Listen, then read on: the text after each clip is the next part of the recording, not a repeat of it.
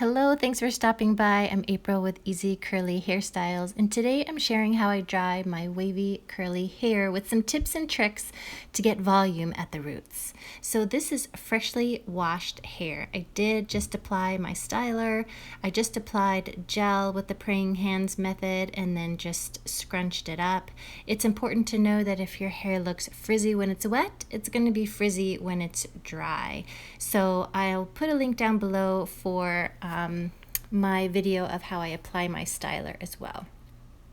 So today I have a series of steps that I wanted to share with you.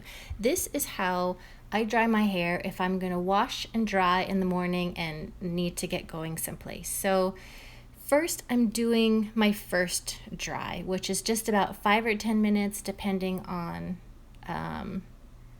the temperature, the weather, whatever it is, but I'm just trying to get it so it's not dripping wet. And for this first dry, I'm focusing on the roots because I want to make sure that the roots are not laying flat against my scalp. I really want to make sure that they're lifted and they dry that way to really have more volume. With my hair, if I just let it air dry and do nothing out of the shower, that's how it's going to stay. I'm not going to be able to get any volume after that. So it's really what I do at this point to really create that volume for today and the remaining few days of the week. And what is all this lifting with the diffuser? I know, this is what can cause frizz. So this type of diffusing is what normally people think of when you're lifting from the bottom up. Yes, this creates frizz. There is one bit of a benefit though. For my hair, like I said, when it's wet and it has the styling product in it, it just weighs down, it pulls the hair down. It does make it look longer, more wavy. So sometimes I do style it that way for that purpose.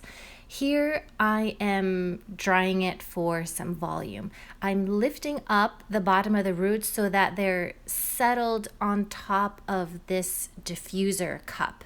Because rather than letting them dry stretched out long, I'm just lifting them up so they're able to create a fuller curl pattern when they dry, and it also makes the ends curl up more when I dry them up this way. So I know I'm going to create some frizz when I do this. I'll try to fix a little bit at the end, and I'm trying not to touch my hair with my hands too much because that also creates frizz. I am trying to feel for dryness though because this is getting really hot. You'll also notice that I'm moving my hair just by moving my head around. So I'm trying to just let the curls do their thing.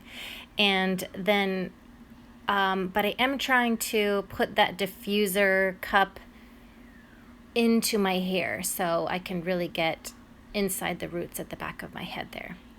So once the hair is not dripping, it's still damp though, because it's only been about 5 to 10 minutes for this first dry. Then I'm going to apply the clips. And the way I'm choosing to do it today is all around the crown of my head as if I was making a headband with them. And I want the roots to be sticking straight up. So you'll see if it is already sticking up, I'm just pinching together a tiny section of the root so they stay in that vertical position. Now if you pinch too much hair, note that that's how it's going to kind of get stuck too. The crown of the head is really important. This is the part that people always want to tease and get some more volume at this back top of the head, and so I love to put clips there also. I'm leaving my bangs out because I still want those to just frame my face and just have the volume towards the middle and back of my hair. So I took a 10-minute break. I'll go and do my makeup or make breakfast for the kids, whatever it is. Take as long as I need before I can come back and do my second drying time. This gives my hair time to cool, time to relax, gives me time to cool and off and relax. But the second drying time is longer than the first, because the first 5 to 10 minutes I was really trying to dry my hair so that it wasn't dripping wet, and I really wanted to try to dry the roots out so I can make sure that those are lifted off of my scalp, and so as they dry further they're in a more lifted position. But this time I'm trying to dry my hair as much as possible now. So here's where I'm trying to dry it till about 90% dry. I'm just gonna get too hot and too overwhelmed if I try to completely dry it. So I try to go for 90% where it's really I want to dry out the roots and the inside of my hair. So that's where I'm trying to focus on moving my hair a little bit so I can get the dryer underneath, because that's always the part that can stay wet all day if I don't focus on that, because I have more hair, it's thicker in the back. And so I'm just having I keep changing. You'll see my thumb on the little button there of the hair dryer, because I keep changing the setting.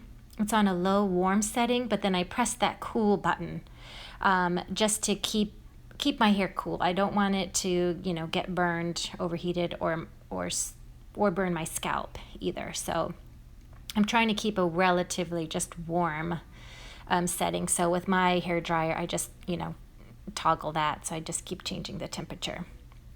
But you can see I'm starting to get some volume there in the back, and so I'm pretty happy with it at this point.